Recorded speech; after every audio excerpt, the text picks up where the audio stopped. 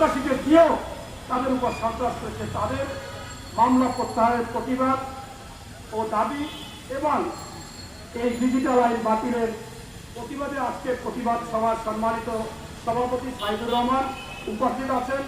আজকের অনুষ্ঠানের প্রধান অতিথি একজন বিশিষ্ট আইনজীবী, টকশোতে যিনি ন্যায় এর কথা বলে, তথ্যবহুল কথা বলে এবং আমরা তার প্রত্যেকটি কথাকে কোট করি। সেই বিএনপির অন্যতম ভাইস চেয়ারম্যান জনাব আহমেদ আজম উপস্থিত আছেন। বিএনপি কেন্দ্রীয় কমিটির শিশু বিষয়ক সম্পাদক আবুল কালাম আজাদ উপস্থিত আছেন। পেশাজীবী পরিষদের সংগ্রামী সদস্য সচিব, সাংবাদিক ইউনিয়নের সংগ্রামী সভাপতি, বিএনপি নির্বাহী কমিটির সহ তথ্য গবেষণা বিষয়ক সম্পাদক কাদের গণি চৌধুরী সহ অন্যান্য নেতৃবৃন্দ, সংগ্রামী স্বার্থে বন্ধুরা, আপনারা জানেন এই কালকে এই অবৈধ সরকারের আইনমন্ত্রী বলেছে বিএনপি আসলেই নাকি তারা বারবার এই সংবিধান নিয়ে ফুটবল খেলে, অথচ তারা এই কথা ইঙ্গিত দিয়েছে কাটাছেড়া করে। অথচ দেখেছেন স্বাধীনতার পর প্রথম সংসদে 4 বার এই সংবিধান পরিবর্তন করেছে, কাটাছেড়া করেছে সেই সময় এই আওয়ামী লীগ সরকার।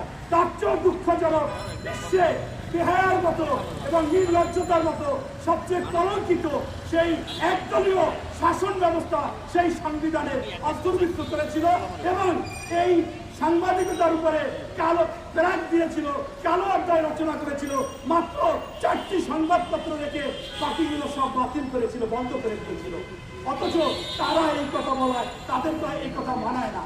গত এই 2 দিন পর্যন্ত তাদের বিভিন্ন বক্তৃতা বলে যে বিএনপি নাকি রাষ্ট্রদূত এবং এই বিদেশিদের উপর ধর্ণা দেয়। অথচ ধর্ণা দেয় তারা, আপনারা দেখেছেন এই আওয়ামী লীগ সরকার প্রধান বলেছে যে ভারতকে দেওয়ার আর কিছু বাকি নাই, কি দিতে হবে এমন কিছু নাই, সব দিয়েছি, তারা সারা জীবন মনে রাখবে।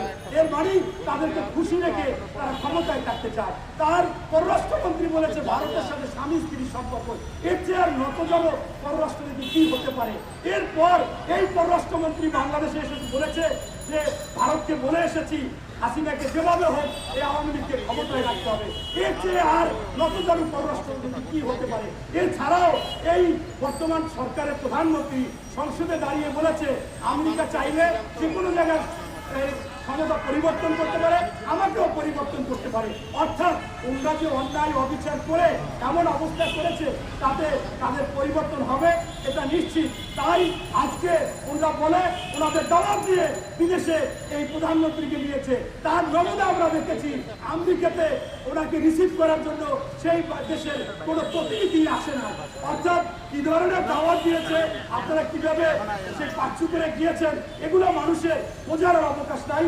তাই বলবো আসুন সকল এই সাংবাদিকদের ন্যায় প্রতিষ্ঠার জন্য জাতির বিবেক, তারা সত্য কথা লিখবে, এই কালাকানুন বাতিল করুন এবং তাদের মামলা প্রত্যাহার করুন। এবং এটা জেনে রাখুন বাংলাদেশে আর 2014 সালের জনগণ নির্বাচন হবে না এবং 2018 সালের দিনের ভোট রাতে হবে না। বাংলাদেশে নির্দলীয় সরকারের অধীনে নির্বাচন হবে, শেখ হাসিনার অধীনে নিরপেক্ষ নির্বাচন হতে পারে। পাগলও বিশ্বাস করে না, শিশুও বিশ্বাস করে না, কোনো মানুষও বিশ্বাস করে না।